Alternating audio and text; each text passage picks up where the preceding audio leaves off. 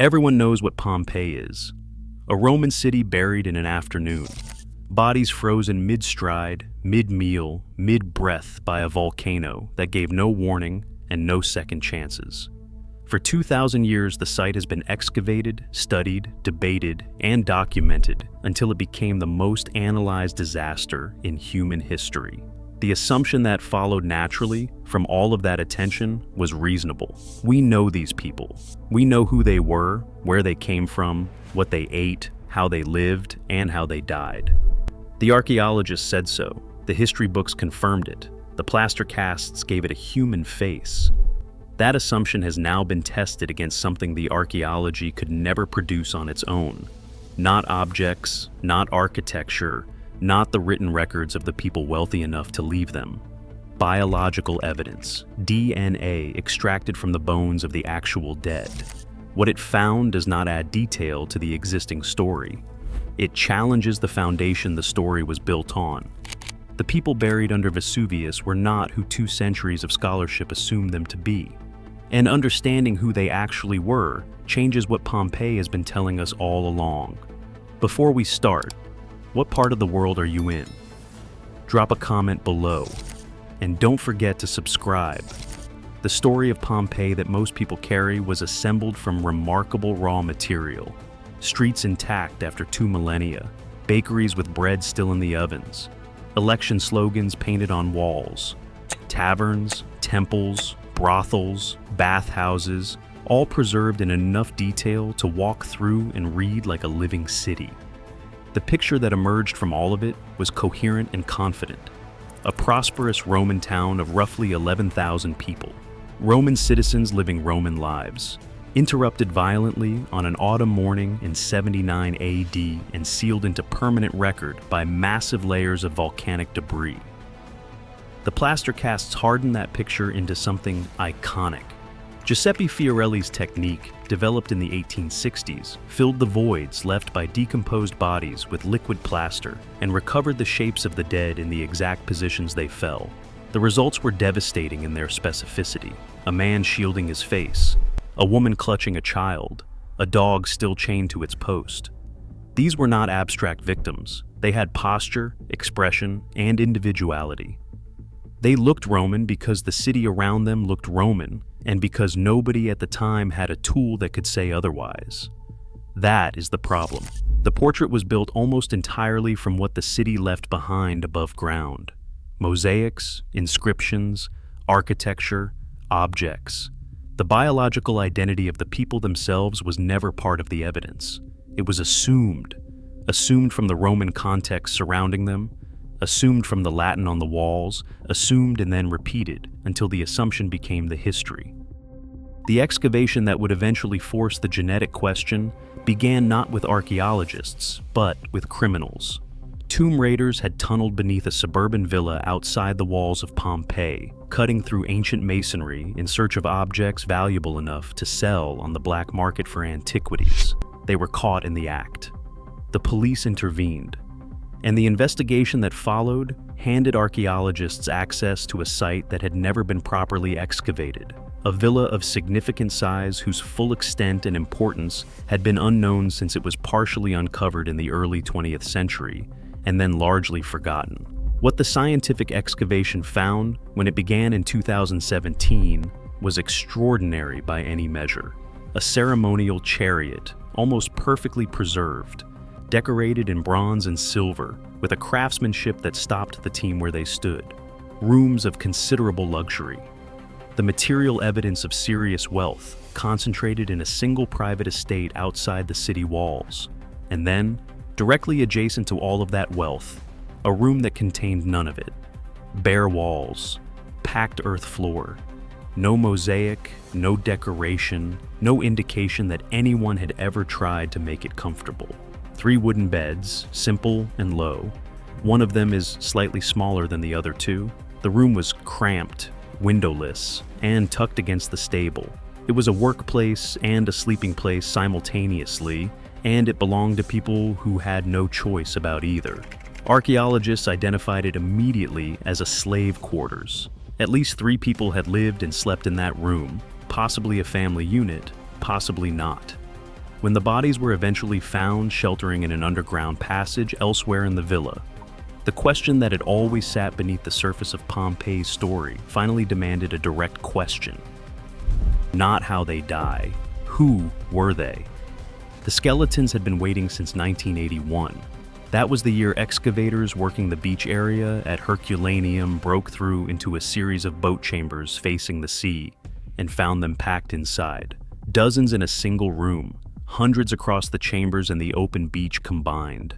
Men, women, children clustered together at the waterline in the final hours of the eruption, waiting for rescue that never arrived. For decades, the question of who they were sat unanswered because the tools available could only go so far.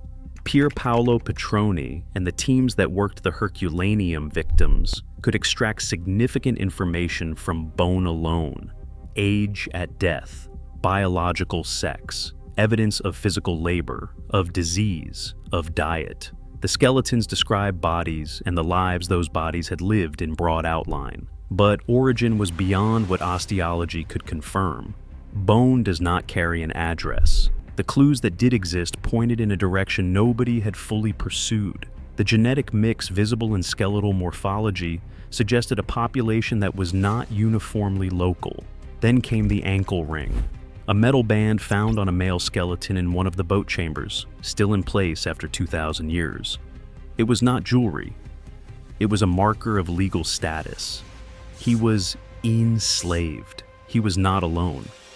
Several individuals across the chambers carried similar indicators, and the physical diversity of the remains suggested that many of them had originated far outside Campania. This was the limit of what bones without biology could establish.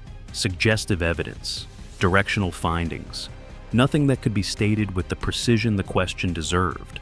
The population at Herculaneum was clearly more complex than the Roman label implied, proving it required moving from the skeleton to what was preserved inside it. Ancient DNA recovery from hot, humid environments was not supposed to work. Science has made extraordinary progress in cold, dry, or oxygen-poor conditions. Siberian permafrost, European cave systems, the Florida bog at Windover. Heat and moisture accelerate the chemical processes that destroy genetic material. And the Bay of Naples in October is not Siberia. The expectation going in was cautious. The results were not. Researchers extracted ancient DNA from victims at both Pompeii and Herculaneum, and what came back from the sequencing overturned the demographic portrait that 2 centuries of archaeology had constructed. The victims were not a homogeneous Roman-Italian population. They were not even predominantly one. The genetic signatures present in the remains mapped across the Mediterranean basin, the Middle East, North Africa, and Central Europe. The people buried under Vesuvius had originated across the full geographic range of the Roman world and beyond it. The pattern at Herculaneum was specific enough to be revealing in its own right. The female victims carried predominantly local genetic signatures. The males did not. Many of the men showed DNA consistent with origins in the Eastern Mediterranean, the Middle East, and regions far outside Italy. That asymmetry is not random. It reflects a documented mechanism of the Roman slave trade. Women born locally into enslaved households, men imported from conquered or trading territories, moved across the empire as commodities and deposited wherever the labor market required them. Then there are the iconic figures, like the adult and child found together in the House of the Golden Bracelet, long assumed to be a family. The DNA ruled it out. They were not related. What they were to each other, whether bound by circumstance or choice, or the particular solidarity that forms between people in conditions of shared powerlessness, the genetics cannot say. But it can say they were not kind. And that distinction matters because it means the groupings found across the site were not simply family units seeking shelter together. They were something more complicated than that. The result that sits at the center of everything is this. Pompeii's population was genetically diverse to a degree that the Roman identity of the city had entirely obscured. The Latin on the walls, the Roman names in the records, the architecture modeled on the Capitol. None of it reflected the biological reality of the people living inside it. Rome did not build its empire on Roman labor. That is not a controversial claim among historians. It is a structural fact about how the Roman economy functioned. Conquest produced slaves. Slaves produced wealth. Wealth funded further conquest. The cycle was self-sustaining and enormous in scale. Estimates place the enslaved population of Roman Italy at somewhere between 1/4 and 1/3 of all inhabitants. In a city like Pompeii, that means thousands of people whose existence the written record barely registers, and whose origins the archaeology had never been able to confirm, until now. The DNA does not describe an exception. It describes the rule. The genetic diversity recovered from Pompeii and Herculaneum is not the fingerprint of a cosmopolitan trading city where people from different backgrounds happen to settle. It is the fingerprint of a slave-importing economy operating exactly as the historical sources describe, but rarely at the level of individual bodies. The people the sequences belong to were moved, deliberately, systematically, across thousands of miles of Roman territory, bought and sold and deposited into households and workshops and fields by an economic system that recorded the transaction but not the person. The slave room at the villa outside Pompeii is the physical version of what the DNA describes at scale: bare walls, a child's bed. People whose names are not in any inscription, whose origins are not in any record, who are present in the archaeology only because a volcano preserved the room they were not allowed to leave. The written history of Pompeii was produced by the people with the means to produce it: citizens, landowners, the literate, and the propertied. They described a Roman city because they were Roman and because the city served them. The DNA found everyone else, and everyone else was the majority. The eruption did not treat everyone equally. That much was always visible in where the bodies were found. What the DNA has added is the identity of the people behind the distribution. The pumice fall that began around midday and continued for 18 to 20 hours was survivable for those with the means to survive it. Leaving required a decision, a route, resources, and the legal freedom to go. The historical record confirms that most of Herculaneum evacuated northward toward Naples in those first hours. The people who could leave left. The people found in the boat chambers at the waterline, waiting in the dark under falling ash for boats that never came, were disproportionately the people the DNA identified as non-local, imported, enslaved. They did not leave because leaving was not their choice to make.